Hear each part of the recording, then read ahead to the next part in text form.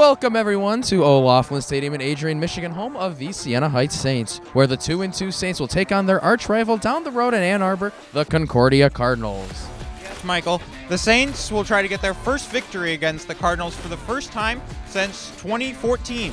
With Siena being at home and holding the better record currently, there's a great chance today to end that 7-game losing streak. That is right, Josh. I totally agree because Siena arguably has a top 10 defensive line in the entire NAIA. They made a quarterback change last week that sparked them to a victory last week during the homecoming game against a ranked St. Francis squad, and as a result, the entire offense got things going. That's true, Michael, but last week it was really the defense that stepped up, holding that St. Francis offense to 10 points and barely 200 yards. So, Josh, what are your keys to the game today? Well, it's simple, Michael. Today, the Saints are going to have to do just like they did last week. They're going to have to win time of possession and keep that Concordia offense off the field. The best way to do that is, of course, with that run game.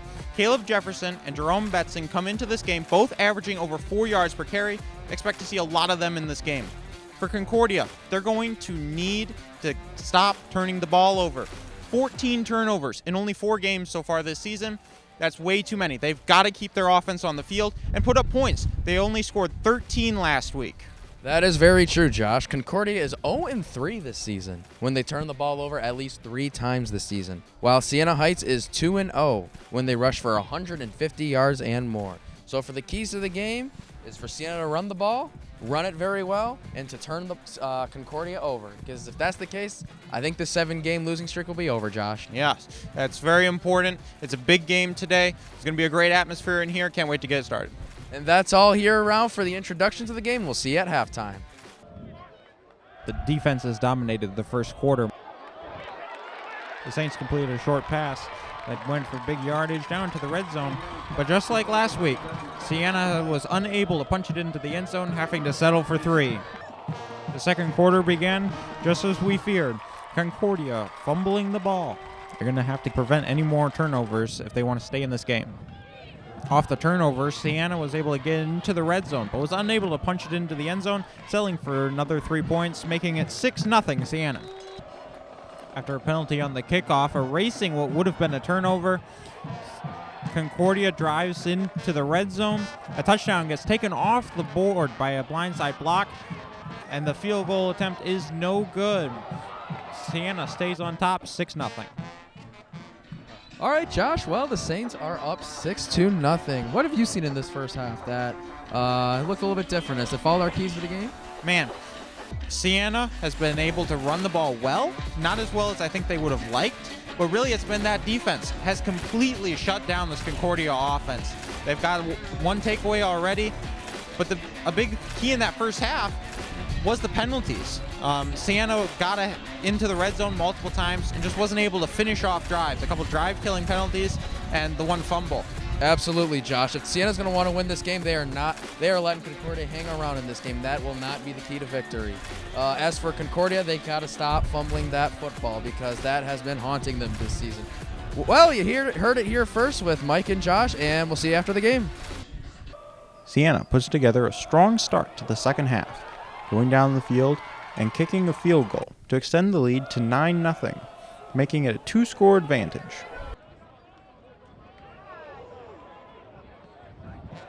Concordia muffs the punt, giving Siena their second turnover of the game and great field position. The very next play, Jerome Benson runs it in from over 30 yards out. The extra point extends the lead to 16-0. Siena now in full control of this game. Concordia manages to put together a strong response to Siena's touchdown drive. With 2 big pass plays down the field, they get into the end zone in a matter of seconds to score their first points of the ball game. Concordia, instead of kicking the extra point, runs an incredible trick play for an epic 2-point conversion. After that big touchdown by Concordia, they come right out on the next play, force a takeaway on this fumble. Concordia is unable to get anything. The Saints defense, helped by a couple penalties and a sack, push them out of field goal range to keep the score 16-8. Concordia pushes another drive into Saints territory, goes for it on 4th down, but the pass is incomplete. Later in the 3rd quarter, the Saints are driving into Concordia territory when they threw an interception, returned to the 25 of Siena to give Concordia excellent field position with a great chance of trying to tie this game. The Saints held Concordia to a 4th down, but the Concordia converts it on an incredible touchdown pass on 4th and 6 to get it within 2. The 2-point conversion on an excellent route by Donovan Johnson is a good 2-point conversion to tie the game at 16-16 with only 6 minutes and 13 seconds left to play. Concordia drove deep into Siena territory and went for it on 4th down. The quarterback draw came up mere inches short of converting. Siena got it back, unable to do anything, punts it away. With under a minute to play, the 16-16 game. Concordia has the ball back deep in their own territory, looking to put together a game-winning drive. Both teams with chances to close it out in regulation, but the defenses stand tall as we will go to overtime. Concordia strikes first in overtime, pulling their lead out to 16-23. Siena will have one chance to tie this game. Siena with a chance in overtime. Pass to the end zone is incomplete on 4th down. Concordia wins to extend their win streak over Siena to 8-0. All right, Coach. Thank you for coming today. So you're down 16 points early. You guys really did a good job coming back. What was the talk in the huddles, and what led to that comeback? Yeah, we rotated quarterbacks. Our starter was out this game, and so we were just kind of looking for a spark all game. Siena certainly has an excellent defense, but I think Cody Wallace came in, gave us a spark on a couple passes there, and we were able to get that first touchdown, which gave us a little bit of life to keep going from there. And so our guys just kept fighting against a very good team. Thank you. Yeah, Coach, Siena had an excellent defense today. They played well all day. What'd you do? What adjustments did you make to overcome that? You know what, we wanted to try to take some shots. We went empty and hit a glance on the backside to Seeger the Gainer, number 20. We just thought we had a weakness in the coverage there. But yeah, it's tough running. Shondell Hardnett came in late in the game and did give us a little bit running the ball.